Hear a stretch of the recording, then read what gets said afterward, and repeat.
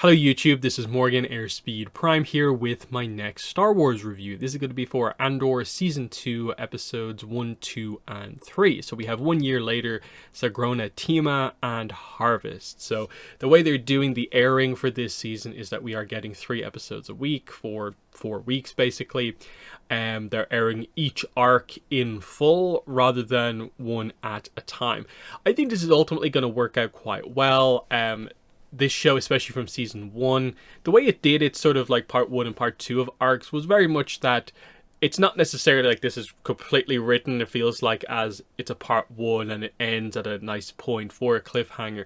Kind of did feel like it's more of just one complete thing broken up into 3. So them airing the full movie almost together is a nice way to do it, kind of ultimately. It does make it kind of difficult to review kind of all in one video because I can't devote tons of videos in the week to it. But I'll do my best to cover what we get here.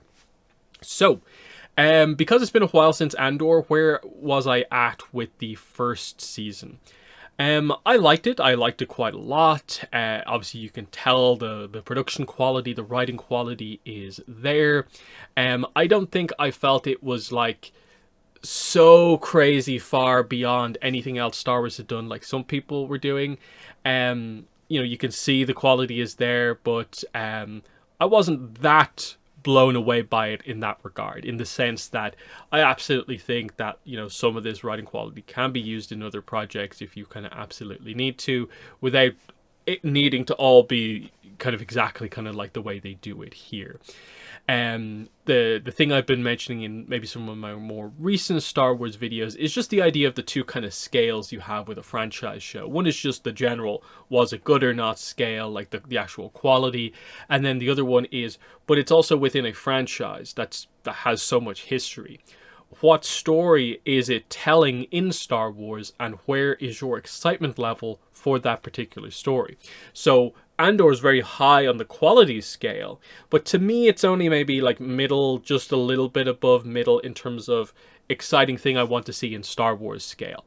And so that's maybe part of what keeps it slightly down for me.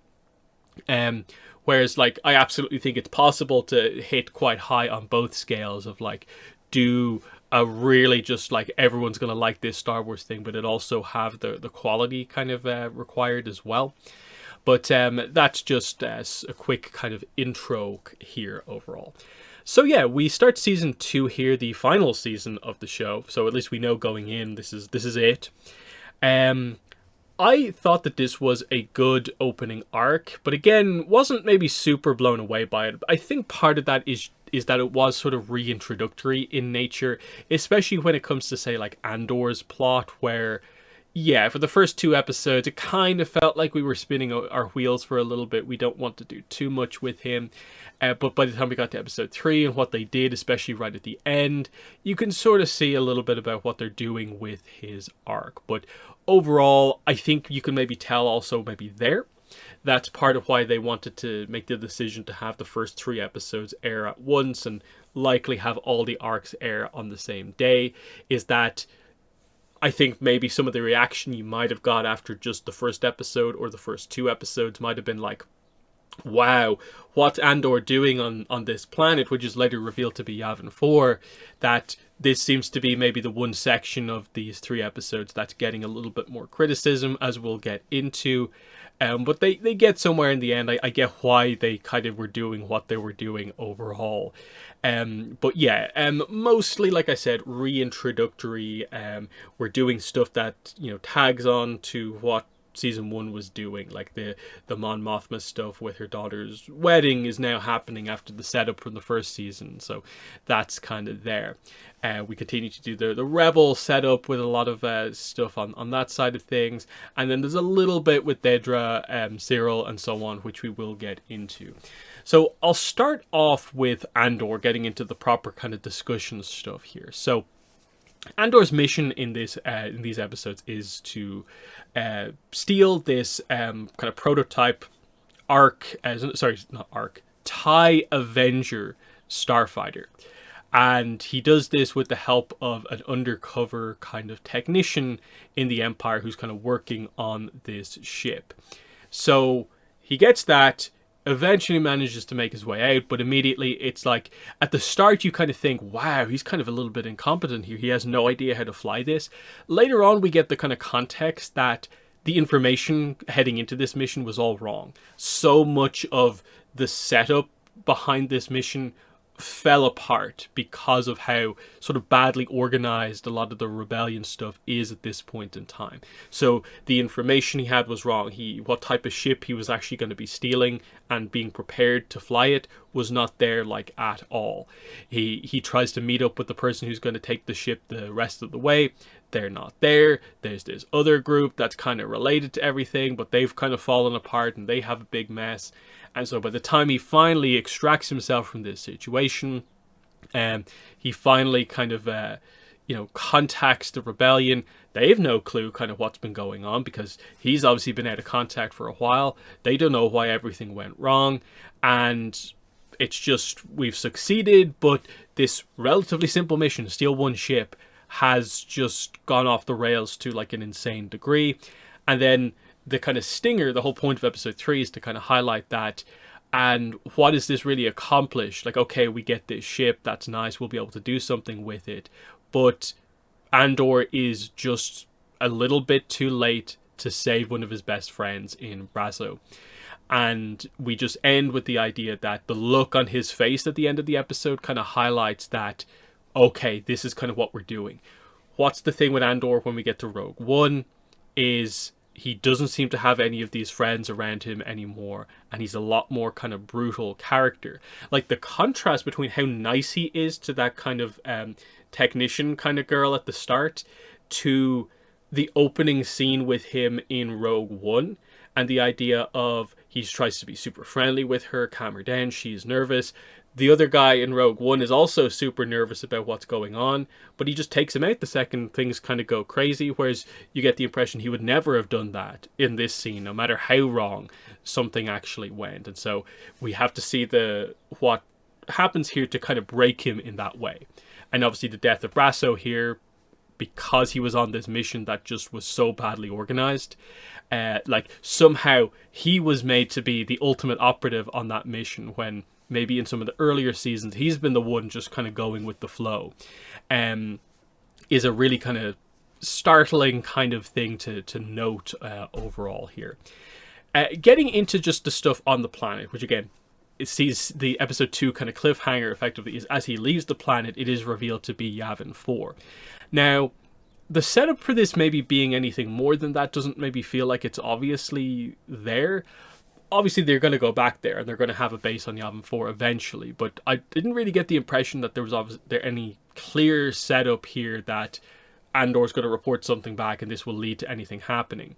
There's a few things that they maybe didn't quite resolve that maybe give you a sense we could come back here. Maybe some of these characters could pop up again if they haven't been killed by the wildlife on the planet. But it did sort of just feel like they were presented as being purposefully kind of an idiotic group that has just completely fallen apart because the one competent leader they had died, and no one knows how to just choose the next in command and have it just work. That's the point they're making here, is that the Rebel Alliance is not really the Rebel Alliance just yet. It's a group of rebel cells roughly working together, but there's no clear leadership structure necessarily. There's no clear, oh, I communicate with an entire communication organization. It's no, I'm trying to communicate with one person who is living a double life who can only on occasion contact me. And there's part of your problem, is the rebellion ever really going to be able to accomplish anything while all of their main leaders are half the time trying to keep up an act, and then on the sly they are leading the rebellion in the way they think kind of has to be made. And I think that's the connection they're trying to make, as like Andor, as someone who's going up the ranks as being a notable operative, he's beginning to see that the leadership isn't there, and he's beginning to maybe suffer for that not being there. Like, they still need to defeat the Empire, but something needs to change is sort of the idea. And just that idea of already, just in this initial arc, even if it wasn't focused on that much, how much his kind of optimism has kind of been taken away from him with the loss of one character close to him is pretty startling. And I almost get the impression that is that what's going to happen over the course of all these arcs. We will gradually see a lot of these characters who we don't see in Rogue One be killed off, and this is just going to gradually chip away at him until he becomes the character he is in Rogue One. I'm guessing that's the arc that we're actually kind of going for here. I definitely think, I agree with some of the criticism of the whole jungle plot on Yavin, and the idea that at a certain point they're just trying to deal with him, and then the group separates in two and they're fighting and they just have this standoff. It was just a little too silly, over the top. Again, I get the point they're trying to make of just here's an incompetent, lacking in leadership group to hit home to Cassian that, you know, something needs to change here to whip everyone into shape. That overall there needs to be stronger leadership so that the Rebel Alliance is not made up of extremist cells, kind of like Saw, but it's also not made up of kind of idiots, basically, like this group here. And that's why we need a stronger leadership. But I think they maybe could have hit the point home with a little bit more nuance and something a little bit different. Whereas I think by the time we were midway through season 2, I'm just kind of like, oh, we're back to the forest again. More time with the idiots kind of type thing. And I'm just like, this is fine, but the quality feels like it's so much more in the other arcs that are going on rather than in this one. But, you know, this is why, again, they saved it with Andor rushing to Mina Rao to be with, you know, his friends, basically, to try and save them in the end. But, again, the setup feels like mostly like, okay, now we can jump into the next arc and hopefully, you know, do more stuff with the characters, have them interact a little bit more, show us what the overall arc of the season is kind of going to be, which we'll get into, I suppose, up next. Dedra and Cyril. So specifically Dedra first, because she has the arc that relates to Cyril, but then you have her own kind of career arc within the Empire. So we see her at the big meeting of the high-ups discussing how to deal with the planet Gorman. Now, the reason the Empire want the planet Gorman, because they show this kind of almost like video of them kind of marketing their planet, which is primarily, it uses the spiders that they have there to, and their valuable kind of webbing and silk, I suppose, that they spin. This is how they make clothing, basically. The fabric that comes from this planet is their main thing that they're known for. That's not what the Empire wants. The Empire wants the other thing Gorman is known for, which is this specific mineral, which is going to be very good for kind of energy efficiency. That if they coat their reactors in it, energy efficiency goes up. And apparently the propaganda side of the Empire really wants the energy kind of empire to be the big thing. Now, I believe if you've read the book Catalyst or something like that, I did read this book. I think the connection here is that this is a bit of a lie, and actually this is the stuff that they want to coat the, you know, the Death Star kind of lens reactors, and it's kind of part of that whole thing. They're just trying to hide it ultimately. But the point in the end is just that to achieve this, they basically have to, what did they say, gouge mine the planet, as in mine it so deep it will make the planet unstable, and there's absolutely a chance they will kind of destroy the planet. And obviously that would kill everyone on the planet. And they're just casually ultimately talking about how do we kind of relocate the population or deal with the population? How do we, you know, get in there? We only have a minor presence on this planet. They seem to, you know, have good PR themselves. How do we change the PR of this planet? And they're coming up with ways to kind of destabilize this, to get themselves in there to get what they want. And so initially they have this kind of propaganda team come in, and these are the lies they're going to spin about the people of Gorman to, you know, change kind of opinions on it. But Dedra doesn't agree with this, and eventually Krennic asks Dedra for her opinion, and we get her saying what I'm guessing is actually the plan that ends up working, because we know a little bit about the Gorman massacre, which I guess is about to happen, and she seems to come up with the idea of you need a group of trusted rebels basically on the planet who will act in the wrong way at the right time, I think is kind of her wording. With the idea being that, as far as we're aware, I think, because the Gorman Massacre is kind of a lore thing we know about, like an event that happens during this point in time, but we've never seen it actually happen, is that it's a big protest that somehow turns into a massacre, with, I'm guessing, Dedra's plan being the thing that actually makes it happen. The Empire will be the ones to effectively incite a riot that they will be the ones to come in and put down, and that will then leave them free to sort of take control of the entire planet and do what they need to do. And this is going to then be the event that I think effectively will lead to the Rebel Alliance properly becoming the Rebel Alliance, because we basically know Mon Mothma speaking out against this is where she properly steps into the spotlight as the full-on leader, kind of public leader of the Rebel Alliance. And I think that's the core overall plot that we need to see play out in Andor Season 2. That stuff happened. Like, I think we saw some of this in Rebels from the Ghost Crew's point of view, but it would be so cool to see her give the formation of the Rebel Alliance kind of speech, kind of blaming, the massacre on the Empire, that whole idea. Because, as we'll get into with Mon Mothma, that seems to be where her arc kind of has to go, of like, she maybe has to step away from certain things in her life to really focus in on being the leader of the Rebel Alliance. Because from the Andor arc, it's very clear they need a proper leader rather than just undercover people organizing certain specific missions. They need an overall leadership, because look at what the Empire is doing.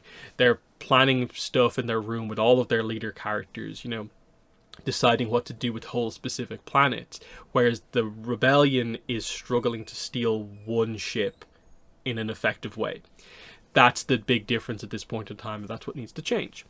So, I'm guessing the setup for Dedra is that she is going to be more put in charge of actually now making her plan actually happen.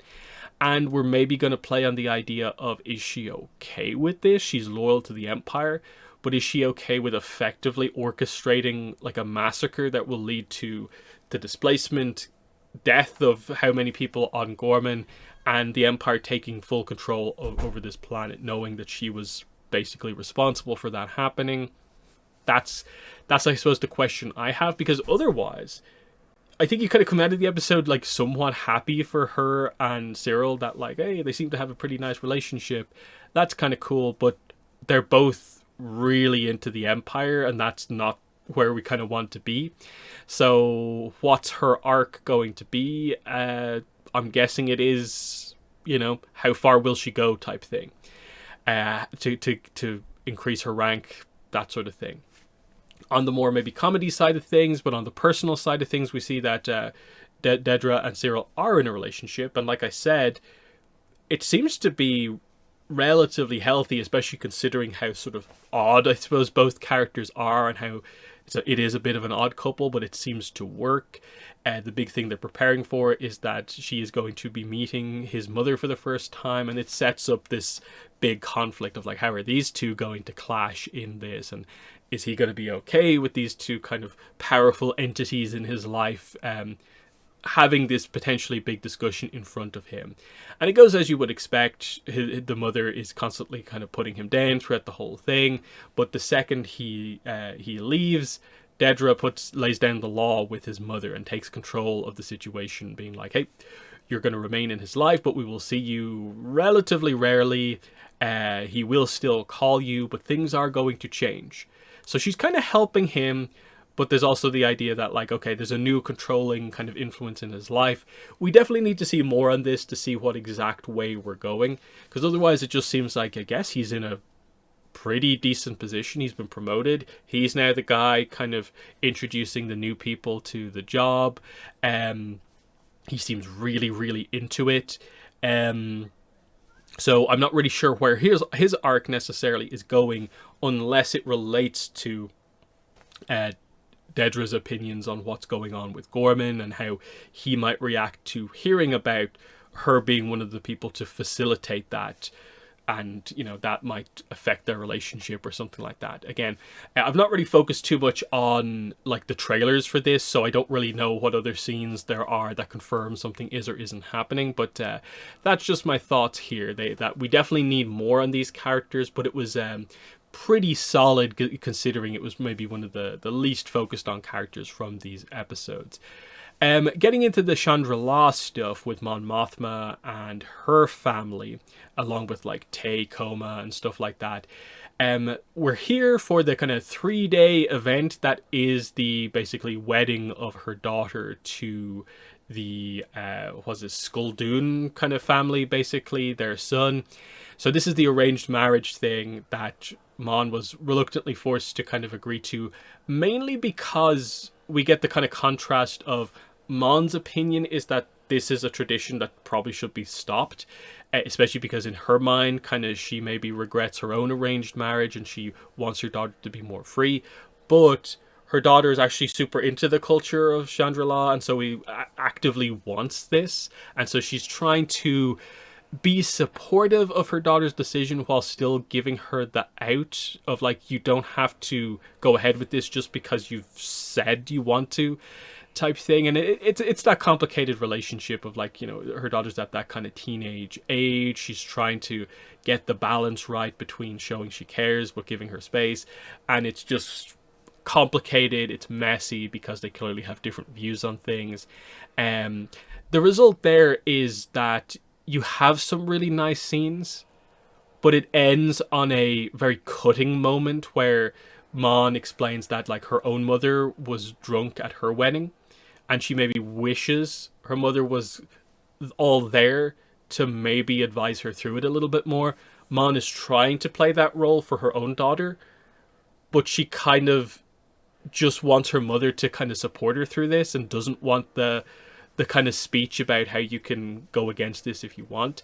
Now, it's interesting because, of course, in one of the previous episodes, she did get upset after one of her first times meeting her kind of husband-to-be, because she called him a child and like he didn't even want to hold her hand.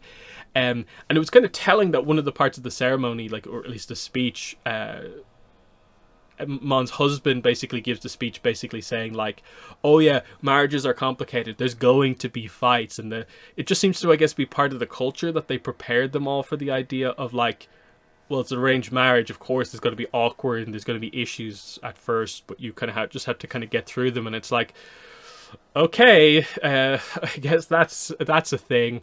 And so yeah, on this side of things, Mon just kind of feels like she did everything she could, but her daughter has taken her own path.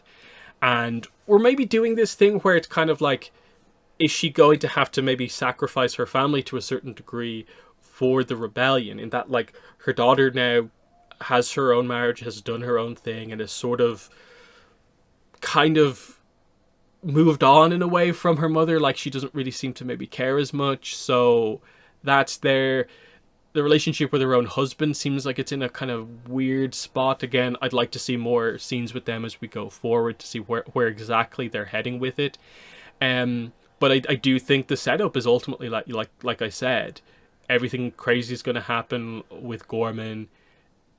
We're going to build up stuff happening in her life with the people around her, where the rebellion is going, and she has to make a choice, and that's going to have to be, the rebellion needs an overall leader. I'm going to step out into the public, and that's going to be a huge moment if and when that happens in the show, of course. So that's cool. The other thing on that side of the story was the whole Take Homa stuff, the idea that like he's kind of half in on things, but do they trust him enough? Will he give away the rebellion? That's the big setup here. And the reluctant acceptance that she has to accept that Luthen is going to have this guy assassinated, which they don't show at the end of the episode, but they make it very clear that this is just about to happen. That the whole scene of her dancing at the end, in a way having to kind of reluctantly accept that her daughter is going off on her own path, that her friend has to die to keep the kind of rebellion a secret, and just everything kind of going wrong in a way, and her not knowing what to do it, and just kind of accepting the kind of chaos of the situation, was a really cool scene to end the episode, as you just had that techno disco music kind of play over the end of the episode with all the crazy stuff happening. Like Brasso dies, I think that music is still playing. Take Homa going off to basically be assassinated by Cinta, and just the scene actually at the party itself. Very, very interesting, kind of powerful the way they did it as well. That music actually ended up, I think, working out quite well. The question, I suppose, from here is like, when we pick up again, what's the deal with Mon as we go forward? And it's like, I'm almost expecting her to maybe separate from her husband or something like that, so that the personal life stuff, there's not as much there anymore.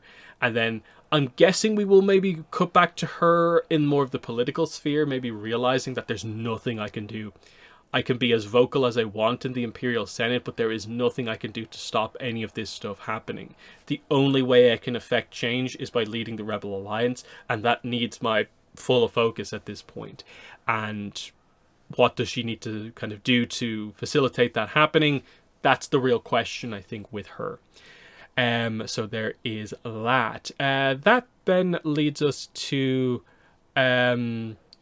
I suppose, yeah, the stuff on Mina Rao with some of the other characters. So we have Bix, Brasso, and then some of the other characters kind of related on that side of things. So yeah, we do lose Brasso. Brasso is killed in the kind of crossfire kind of at the end as all the action plays out. And again, it's the idea that Andor arrived like seconds too late. The scene was just a little bit too chaotic. He just couldn't quite get away. The trooper did shoot him in the end, so Andor loses someone very close to him.